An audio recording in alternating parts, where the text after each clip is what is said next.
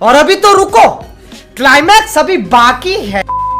जब सीट नहीं था तो यहाँ बुलाना ही नहीं चाहिए था। हम लोग कितना दूर से आ रहे हैं, कैसे आ रहे हैं, कितना प्रेशर है, इन सबको तो पता है नहीं। सुबह से 4:30 बजे से हम निकले हैं, लाइब्रेरी से पढ़ के डायरेक्ट पेपर देने आ रहे हैं यहाँ पे। इन सबको तो हालत पता चल नहीं रहा है, चेहरा दिख नहीं रहा है।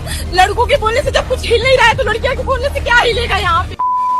नरेंद्र मोदी, धर्मेंद्र प्रधान, ऐसी जोड़ी कभी किसी देश के युवाओं को न मिले।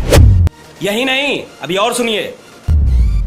एक और संस्था धांधली की भेंट चढ़ गई। सीबीएसई बोर्ड परीक्षा पर गंभीर सवाल उठे हैं। 18.5 लाख बच्चों ने परीक्षा दी, लेकिन शायद 19 लाख गड़बड़ियां निकल आई हैं। छात्रों का कहना है कि ओएसएम यानी ऑन स्क्रीन मार्किंग सिस्टम के कारण उन्हें परीक्षा में उम्मीद से काफी कम नंबर मिले हैं और शाबाश बेटा।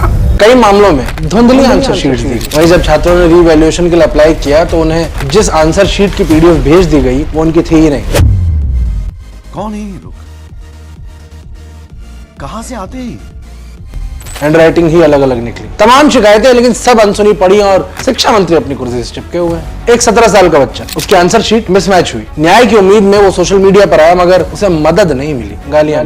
बीजेपी आईटी सेल ने उसे एंटी नेशनल, सोरोस का एजेंट और डीप स्टेट का हिस्सा घोषित कर दिया।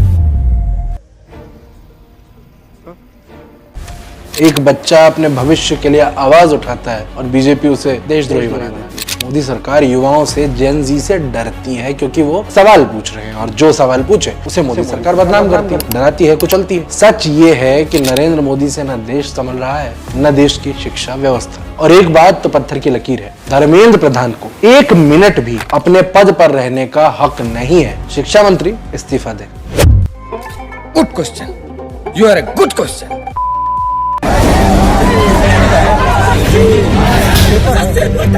एक परीक्षा ठीक से नहीं हो पा रही है।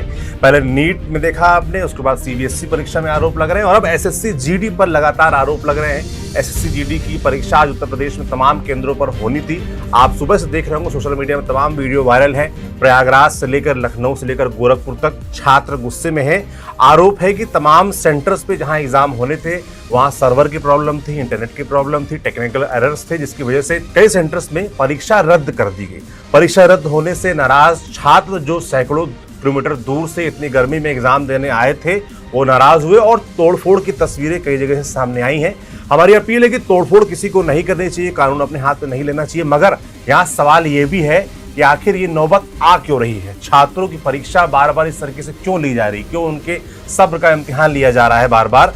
छात्रों को कानून अपने हाथ में नहीं लेना चाहिए, मगर ये गड़बड़ियां भी नहीं होनी चाहिए और जिम्मेदारों के खिलाफ एक्शन होना चाहिए। कब ठीक है, एग्जाम जो परीक्षा दे रहा है अभ्यर्थी वो अपना टेस्ट नहीं दे रहा, कोई और ही माउस चला रहा है, इस तरह की शिकायतें सामने आई। किस तरह के आरोप लगे थे उसकी जांच अलग चल रही है। और अब उत्तर प्रदेश में तमाम जगहों पर आप देखिए, लखनऊ से तस्वीरें आ रही हैं, गोरखपुर से आ रही हैं, प्रयागराज से आ रही हैं, तो छात्र नाराज दिख रहा है, युवा नाराज दिख रहा है। इसको शांत कराना चाहिए। पुलिस तमाम जगह मैनेज करने का प्रयास कर रही है, मगर फिर वही सवाल है कि आखिर ये गड़बड़ियां कब रुकेंगी। पिछले साल भी आपको याद होगा एसएससी जीडी की जब पिछली बार परीक्षा हुई थी तब भी इस तरह के आरोप लगे। तमाम जगहों पर आपको याद होगा कि सेंटर्स में नेट नहीं चल रहा, कहीं सिस्टम में खराबी, कहीं माउस में खराबी, तमाम तरह की दिक्कतें थी। तो हमारा सवाल यही कि भाई जो परीक्षा कराने वाली संस्थाएं हैं वो अपनी पिछली बार जो गलतियां उसे सबक क्यों नहीं लेती।